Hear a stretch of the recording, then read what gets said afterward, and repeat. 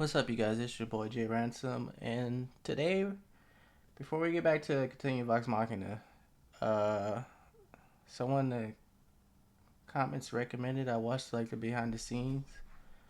Um, I think it was passing through Alaska. I think that's who said it. So, yeah, let's check it out.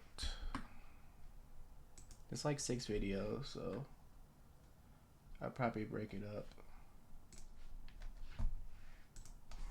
No one has ever really tried to adapt an RPG campaign into an animated series. So we're actually breaking new ground. They created something that we didn't know the world needed. Really, there's something there for everyone. Even if you are steeped in this world, there's still a couple of moments I think we can surprise you. All the stuff coming out is just so freaking cool.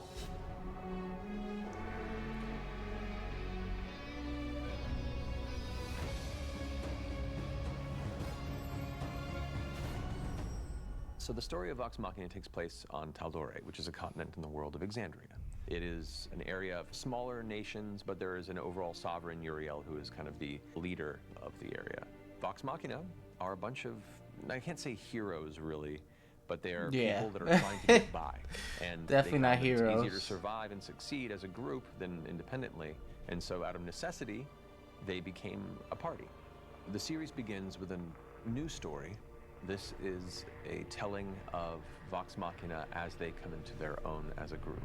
It's a fantasy series. Okay, I don't know if it's spoilers in here, so maybe I'll watch the rest after I watch a couple more episodes.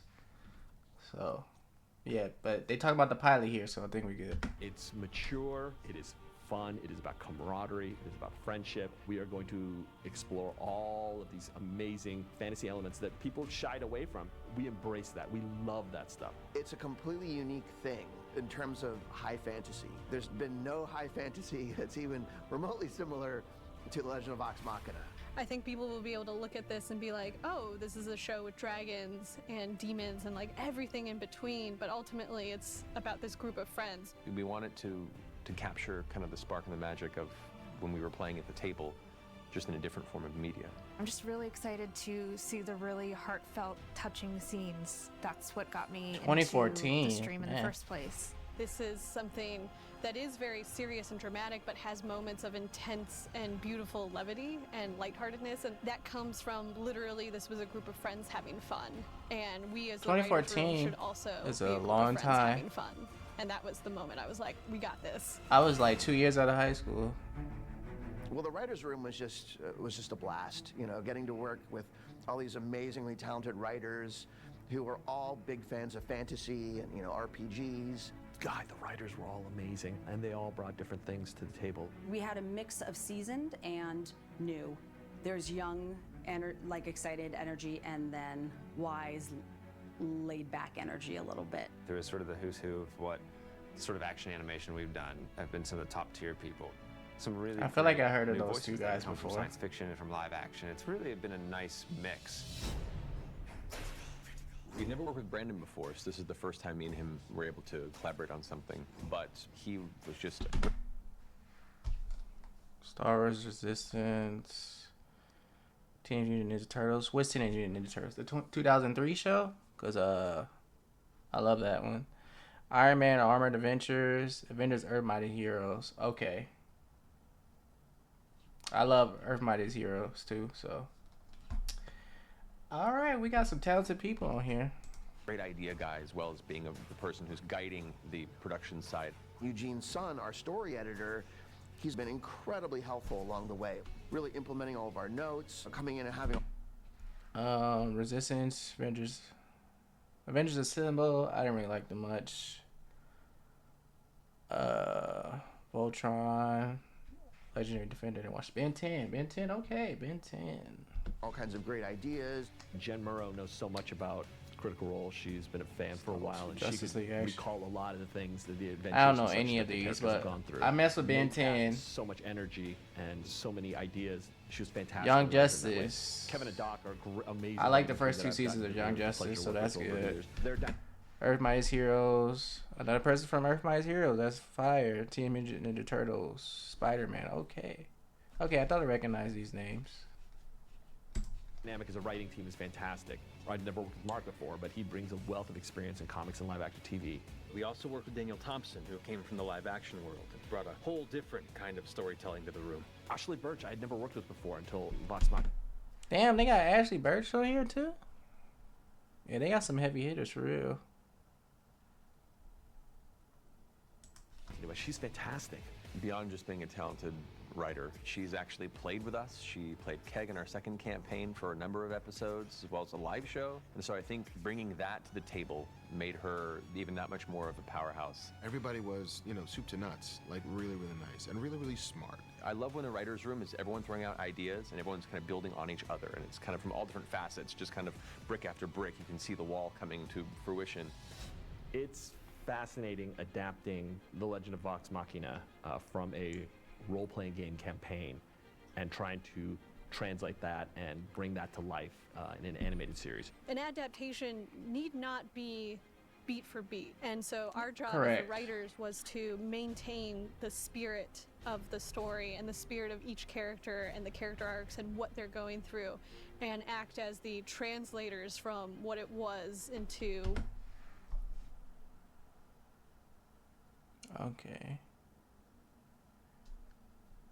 Pike look a little taller right here.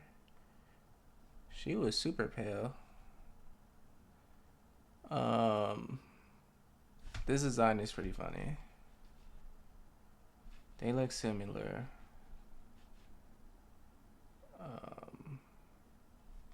He looks similar.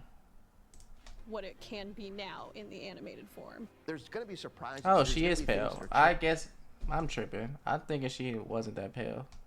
Never mind. Oh, but this footage wasn't final. Never mind. When I see episode 3. changed. But also at the same time, we want to do that because we want the diehard fans to not just come in and know everything. Like, you want to be surprised. You want things to change just enough. To find a way to Exactly, get to a place that's in the smart. story where you're giving the audience the thing they didn't know that they wanted, but they actually needed. When you're dealing with a pre-existing property, like a graphic novel, you can say, okay, we have to keep this moment. This is a pivotal moment. Maybe we can lose this. Maybe we can plus this. When you're going with a campaign where it's hundreds of hours of material, and a lot of it is brilliant. It's like, okay, now what are the things that will translate really well to anime series? What have they not seen that we think, wow, okay, we can take this and we can really do something fantastic with it? And those are the things that really, really excite us. Whittling down source material was an undertaking that I was terrified about because Matt has such a clear vision, and I definitely didn't want to step on that.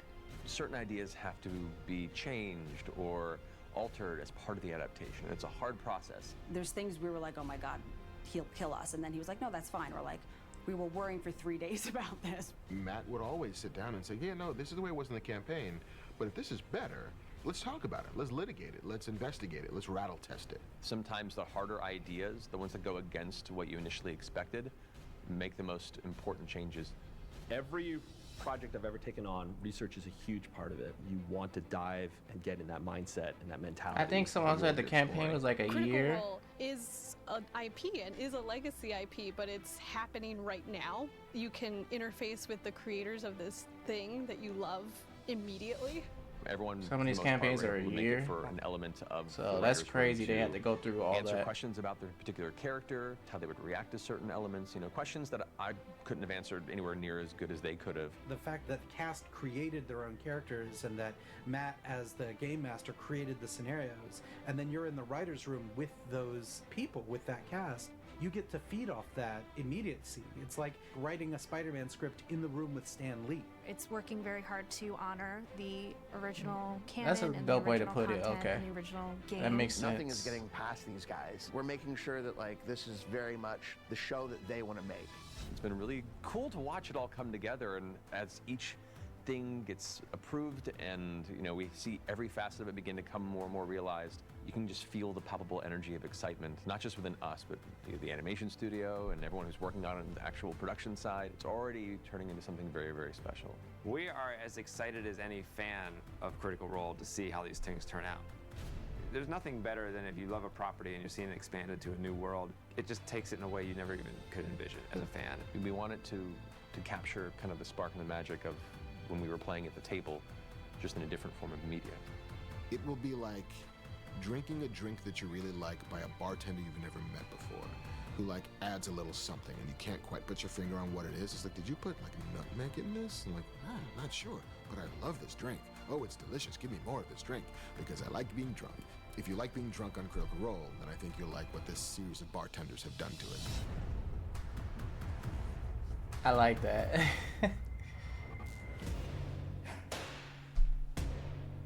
Alright, that was pretty cool. Let me see. Yeah, I don't want any spoiler scenes for the next episode, so I think I'm gonna just watch like this one and then I'll watch some more of the show. Just in case. These amazing designs coming in. Rooms and taverns and courts, locations and color palettes. It's gorgeous. It's epic. It's beyond all expectations. To see it all for the first time, I went and I sat in my car and I just started crying because I was like, I can't believe this is real. Alright, what are they gonna talk about in this one? The trajectory of this story over the years has constantly defied our expectations. The size and the scale of it has felt so large and sweeping. I thought something was weird. I was like, why the f— And so you think, what could possibly live up to it? And the team at Titmouse has really been answering the call. Titmouse is one of the best animation studios around, period. They check all the boxes. They've got animation cred up the wazoo. I never heard of They've that worked on studio. Funny shows, dramatic shows. They've done it all. It truly feels like a company made of nerds. Just like our company, we instantly felt a kinship and a shared language. It kind of lowered the barrier to entry. The people at the top who define the culture and the attitude of the studio are themselves huge nerds, super into this stuff. And not just for me, but for them, this is kind of the dream project because we're sort of living out our dream of finally getting to create this type of property. They aren't wanting to take, something that we've created and turn it into something completely different. They want to honor what it was that we did. Everyone else seems genuinely as excited to be a part of this as we're excited to have it happening. That's really good to hear. I'm proud to count 'Cause myself I was watching among the critters. Oshi no I was Ko, one of the 90,000 and they back touched this upon project this in in the season first 2 place. as I had well. Like, no idea I was going to be on it. I remember very the distinctly original creator getting and my like eyes on some of Arthur people Loftus, adapting our art something. director's first background pieces, and just being stunned. Not only is he a professional artist and designer, he's also a big Critical Role fan.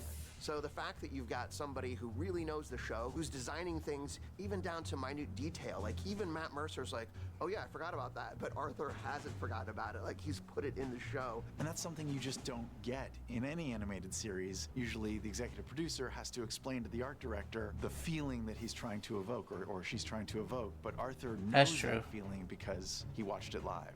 A lot of the vision does come from Arthur, but then what I add to it is how to make the world seem really alive and believable. My role as supervising director is to really coordinate and work with the story team. We're literally translating idea into visual and finding opportunities to really push those moments to make That the man world Matthew feel is that really much like more integrated. Sunjin a part works of like on every all the moment, episodes, like and each he's got department. The big picture, the 10,000-foot view about where the story is That's going over cool. the course of the season, where the story is going over the course of the series. He is so dedicated to making sure that it feels right for The Legend of Vox Machina. I have never felt more confident in letting other people handle a vision of mine than already seeing what they're doing with it, the whole team. We're getting to revisit all these great locations that we explored in the original Vox Machina campaign that we played through live. Locations like Iman. Iman is very much the central fantasy metropolis of this continent, at least from a human society standpoint. And so these first episodes really kind of introduce us to that place. The initial sketches that Arthur did of Iman were so striking and so epic in scale and scope that we had to go back and look at Matt's original drawings and be like, is this right? Does this match? And it does. He took what Matt did on a 2D piece of paper and turned it into a 3D world. That is insane, man. man. Iman compared to other fantasy cities that like Rivendell You ever just like see somebody's creation is like, how do you come up with this? Cause I have ideas for stuff for like a game I would like to make, but drawing it per se, I wouldn't know how to like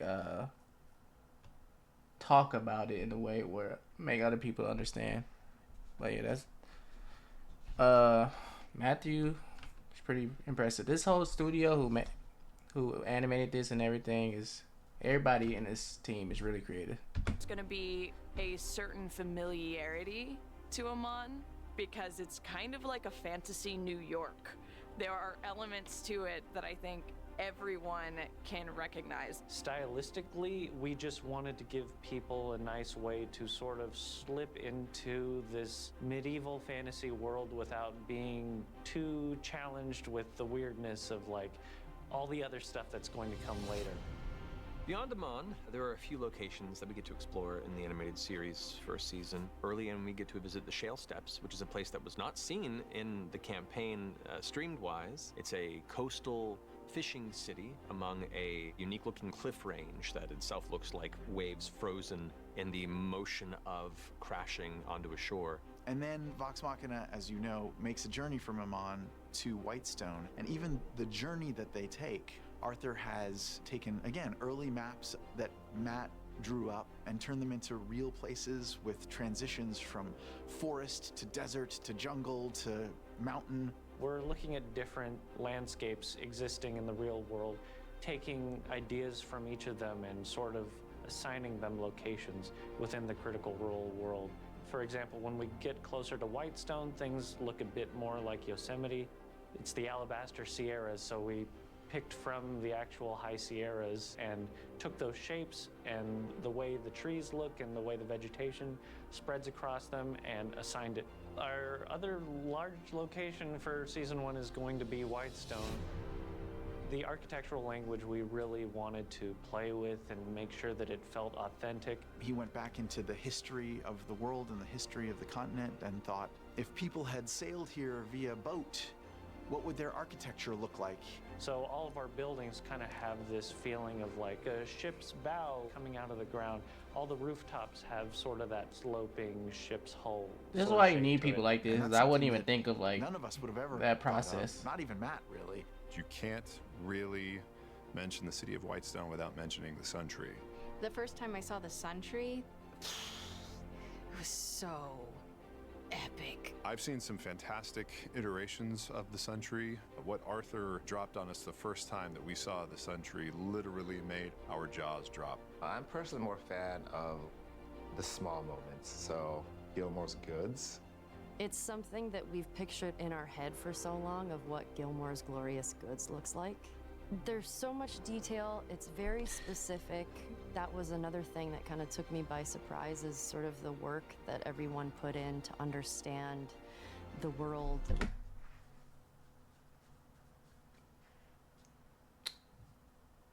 See, I love seeing stuff like this. Just like seeing it come together. And that's why I think it's so important, like studios take their time, because people be getting mad. Like, it's somebody in the Discord who be complaining when, like, this is an example, Demon Slayer take its time to come out. I'm like, it don't even be a year when it come out, and I'm like, I think they should take longer sometimes, because stuff gets rushed. Dragon Ball Super was super rushed, and Dragon Ball Daima is getting, like, I think they had 2 years of pre-production to work on it. And like even in games, I love seeing like the shit storyboarded and like stuff like this. This is amazing. We've been playing it for the past 5 years, and it's beautiful. It's so good. All of our locations are very unique from each other, and we've gone to great lengths to make sure that Every element we include in every scene really expresses the world as clearly and takes it further than whatever we were originally seeing in the stream online. You really feel like these are drawings of real places and not just a quick sketch of a random temple.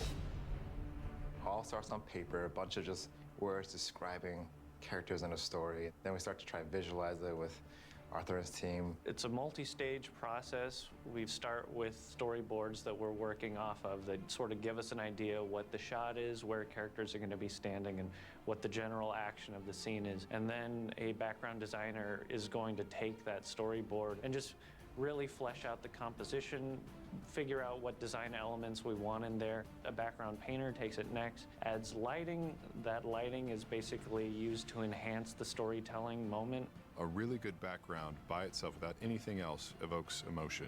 It tells you instantly what the scene is going to be like. It's a lot. I like agree. A DP for live action. Background You're is trying to express what the is story like is telling just as you important through character light to and the color. story. When it comes, not even just to animation, but film in general, Same with framing is music. everything.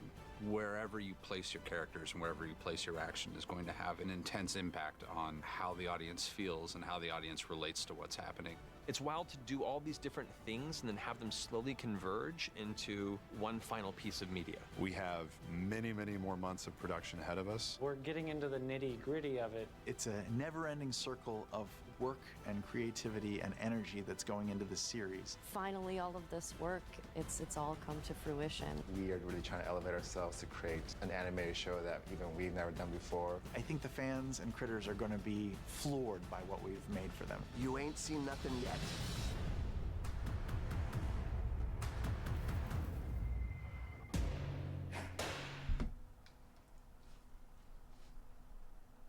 Alright, that was just a couple behind the scenes videos. Like I said, yeah, I think I watched 2 episodes and then watched 2 more behind the scenes videos. Just because I'm very picky about spoilers. Like, even just knowing that, because I don't know nothing about the campaign, so this one told me a name of where they're going to go, and I didn't like that. But yeah, that's fine. It's very small. But yeah, I enjoyed this. This is very cool seeing all that, and it makes me so happy that it's doing so well to succeeded, because I grew up watching people's recordings on YouTubes of Laura Bailey and Travis from cons and stuff. And I would watch those religiously. And I'm like, yo, I gotta meet them real quick. They seem so cool. And I remember a fan asked, can she talk to his friend real quick as one of her voices? So she was talking as Shin-chan. But yeah, I'm happy for that. Cause like I said, I want to meet her one day. I want to meet Travis one day. I like to meet Ashley Johnson too. She's funny. Because the internet was very mean to Laura Bailey in 2020 over the dumbest shit. So I don't know if she really do cons like that. I know they do, like I said, I know from my friend, like they do like live stuff because he went to one of their shows. He took his girlfriend to one of their shows. But yeah, this was pretty cool. I don't know. I probably have an episode for Vox Machina out tomorrow. This is going up today though. And yeah, I'll catch you guys soon. Peace.